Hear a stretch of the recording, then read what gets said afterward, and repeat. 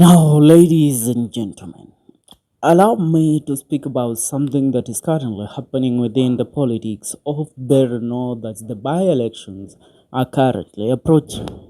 As we speak, only two names have terrorized the airwaves on matters of the upcoming by-elections in Berno.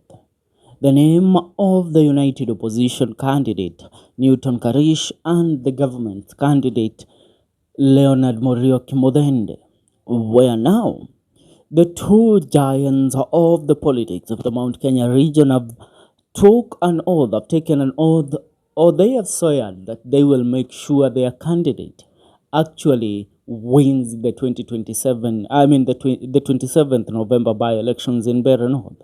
And that is the former Deputy President Rigathi Gachagua versus the current DP Professor Abraham Kedora Kendeki. But one thing has been left out of the picture, and this has been intentional. The name of the CCK candidate, or Chama Chakazi candidate, led by Moses Kuria, and that is the former DCP candidate, uh, Duncan Mbui. As we speak, Duncan Mbui's name has left the mouth of many Kenyans. The people of Mbeere North are also not seeing Duncan Mbui continue with these campaigns as he has been doing for the last few months. Why? That is the question many are asking. Where is Duncan Mbui? Allow me to tell you the intel that we are receiving at our news desk this morning has been some news that are currently called as off guard that currently the Chama Chakazi party leader, that is Moses Kuria, he is currently withdrawing his candidate from the said race. And he is not withdrawing his candidate just anyhow.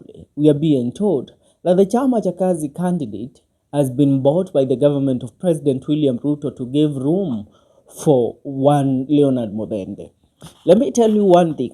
As I said earlier in the videos that we did, the conversation shouldn't have even been of Newton Karish versus Leonard. The conversation should be between Newton Karish and Duncan Mbui, because Duncan Mbui is also the apple of the eye of the people of the Mbeere North constituency, because the man is loved. He comes from one of the one of the wards that has the largest voting numbers in not only in Mbeere North but in the whole of Embu County at large. Duncan Mbui had great chances of becoming the next member of parliament of Mbeere North, but because the government feels that they can actually manipulate the numbers with the absence of Duncan Mbui in the said race. That is why a chunk of money is said to have been offered to the former cabinet secretary of trade Moses Kuria, and also his candidate in the said race, Duncan Mbui, to withdraw his candidature and to cease from continuing campaigning for himself as the next member of parliament of Mbeere North. If you look at the conversation, the conversation and the trajectory on social media is currently tilted. Currently, the Mbeere North constituency by-elections is a highly contested by-election, even more than the presidential. It looks like the presidential elections that is being held in Mbeere North.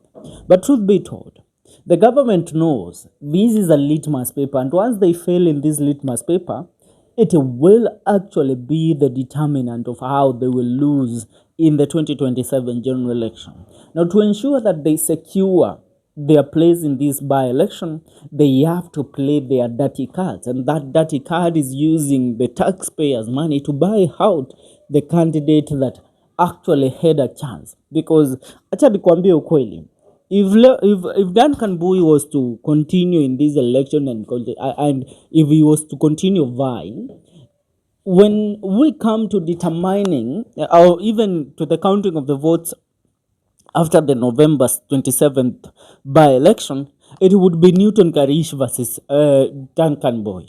Duncan Mbui would have either been the second candidate or the or the first candidate or the winner of the said by-election. But to avoid this and to give the candidate for the government an upper hand.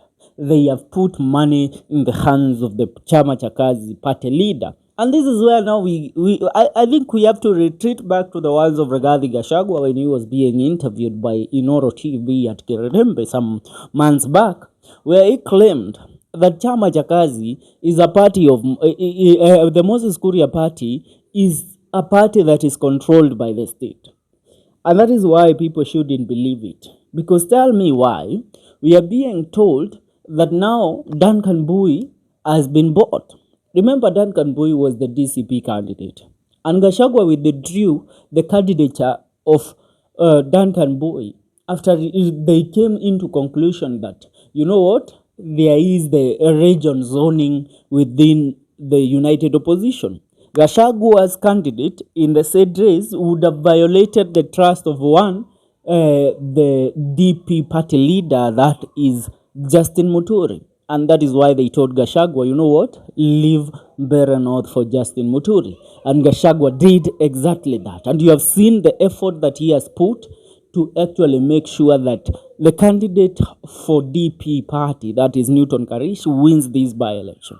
Now the government is trying to make sure that they actually counter the influence that Gachagua has brought into this race. Ndio maana umeona it has even started happening that the governor of Embu County is calling upon the IEBC. They even are reporting that Rigathi Gachagua should stop campaigning for his candidate in Mbeere North because he does not have a candidate. His party does not have a candidate in Mbeere North.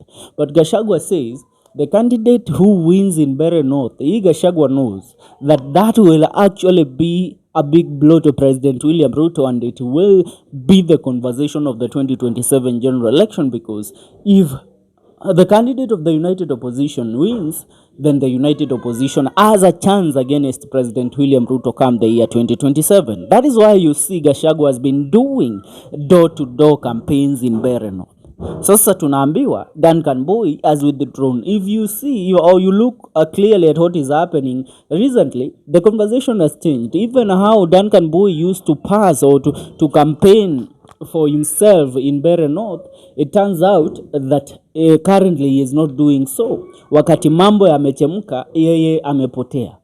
And the reason for that is because he Mbui is not actually in the race right now, kwa sababu washanunuliwa. Moses Kuria ameshachukua pesa, and what they are doing is to actually withdraw their candidature and leave Rigathi Gachagua versus the Leonard Modende team to campaign against each other. Remember, as we speak, it's only about 1 week and 1 or 2 days that are remaining in this by-election.